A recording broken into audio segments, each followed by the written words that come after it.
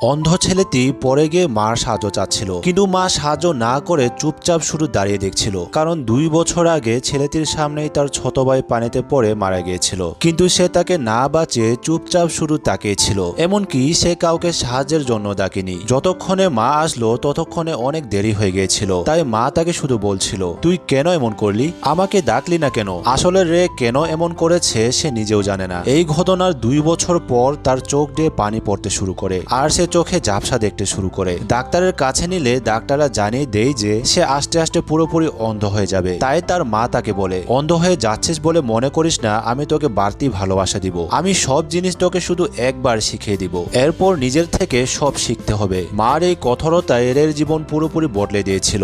সে নিজের চোখের জল মুছে ফেলে, তারপর হাঁটিয়ে হাঁটিয়ে সবকিছু অনুভব করতে শুরু করে। সে তখন পাশ দিয়ে হেঁটে যাওয়া ফড়িং এর অস্তিত্ব টের পেয়ে যায়, আর ধীর কণ্ঠে বলে, মা আমি জানি তুমি এখানে আছো, আমি তোমার উপস্থিতিও অনুভব করতে পারছি। এটা শুনে মা কান্না শুরু করে দেয়। ফাইনালি তার কঠোরতা কাজে দিয়েছে।